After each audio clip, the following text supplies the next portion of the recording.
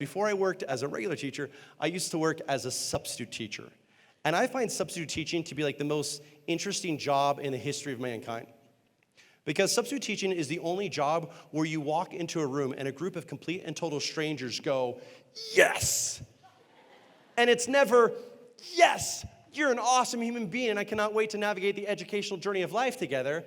It's, yes, my teacher's not here today, and I'm gonna make your life hell, you know? Because I know how you all are, all right?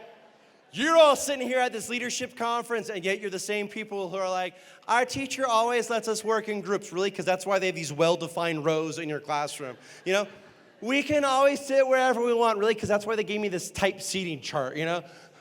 We can teleuse our phones in class. Really? Because that's why there's a picture of an iPhone with a gigantic X on the whiteboard. This is not my first rodeo. Yeah. And so knowing this, if I were to come in a sub in any of your classes, I had what I like to refer to as my shock and awe method of substitute teaching. I wanted to try and see if I could gain control of the classroom early. And so if I were to sub in any of your classes, I would walk in and I would say, good morning. And then I would wait for the entire class to be quiet. And then I would say, obviously your teacher isn't here today. My name is Mr. Maurer. I'm going to be your sub for the next 50-some-odd minutes. We have a variety of things we're going to do in class today, but before we get to any of that, we're going to a thing you've known since kindergarten. No, it's not fingerpainting, rainy day recess, or clearing out some lines. Rather, it's a little deal we like to call attendance. When I call your name, simply respond by saying, here, I apologize in advance for all the names I thoroughly butcher. You've had your names for a heck of longer than I've had them. Jonathan. And there'd always be a student who'd be like, you talk fast. And if any student ever responded by saying present, at the end I'd say, now that we finished the RSVP for the party I like to call school, and if you don't think it's a party, why is he bringing a gift? And students would be like, what's happening, you know? And so one day I was asked to go and a sub in this French classroom. It's not the joke yet, all right? I mean, I guess it is a little funny because I took 4 years of Spanish in high school. I even went up to AP Spanish, and yet every single one of my Spanish teachers would regularly say, Patricio, habla inglés, por favor. Like, we have no idea just speaking English in this class. I think it's because I'm from like the Jimmy Fallon School of Spanish, where I go, hola, me llama Patricio. And teachers look at me and they just say, cállate, cállate. So one day I was asked to sub in this French 2 class. I do the first 3 periods a day. Everything is going great. We have lunch and such. I have just one last class period to kind of go and to do before the day's done. So I go in this French 2 class. I'm standing in front of the room. I do my little opening attendance spiel. The students go, ha ha, you're really funny. They exchange their workbooks, do a little CB in the corner. We have 2 pages to correct in the workbook, and I have 2 transparencies. After a few moments go by, I go, class, are we ready for the second sheet? And they say, oui. And I say, oui what? And they go, Mr. Maurer, it's a French class. And I go, oh, that's right. And so I grab the transparency, and I go back to the teacher's desk. And as I do that, on the corner of the teacher's desk is her glass Teacher of the Year award, which my hand bumps, and it falls to the ground, and it breaks. And I'm looking at this broken award. I'm like, oh my gosh, I'm the worst substitute teacher in the history of mankind. Like, I can't believe I did this. I can't believe I did this. And then Queen starts playing in my head. Show must go on.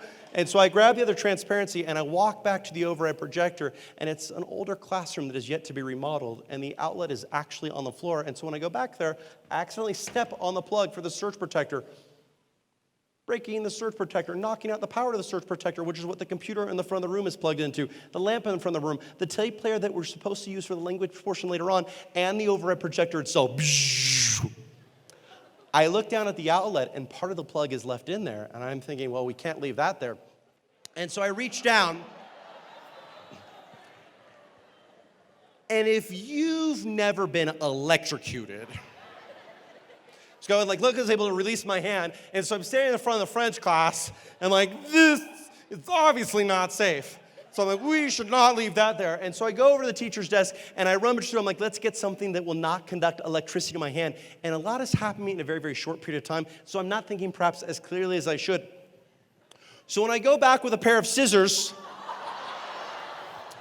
there's this explosion of sparks. The scissors have physically soldered themselves together. You can no longer open or close them. And a student in the back of the room goes, well, that wasn't smart. And I go, thank you, master of the obvious. And I look, in a minute and a half, I have broken an award. I've broken a surge protector, I've electrocuted myself, and I've caused an explosion in a French classroom. Like, I've chummed the water for Discovery Channel Shark Week, like, let's destroy the sub, and I am waiting for these students to just destroy me, to just drown me. I'm waiting for the negativity, because that's what we do as people. We find someone when they're in like a tough situation, and we pile it on. And what's amazing is they do the exact opposite. This girl raises her hand. She goes, Mr. Maurer. I say, what? She goes, Mr. Maurer, I'll say I did it. So the thought totally crossed my mind. But I said, no, this is my fault. This is my fault. I ended up writing, I think, which is like the most interesting subnote in the history of mankind. Like, your students were wonderful. In total, I broke, bum. Went to Office Depot after school that day, got a new surge protector, a new pair of scissors, some super glue, and a gift card. We're like, sorry, you know. What was amazing is it didn't end there. This other girl raised her hand. She goes, Mr. Maurer. I say, what? She says, Mr. Maurer, obviously you have some glass to clean up there in the front of the room, and we haven't finished correcting our homework. Would you like me to take that transparency and write the answers on the whiteboard so we can finish correcting our homework while you sweep up that glass?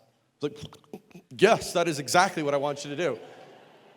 This other student raised his hand. He said, Mr. Maurer. I said, what? He says, Mr. Maurer, I'm actually a foreign exchange student from France. I'm just in this class for an easy A. Since you don't have the tape player for the language stuff later on, do you want me to lead the class in like pronunciation exercises? I was like, students said, no, he's really from France. I said, okay.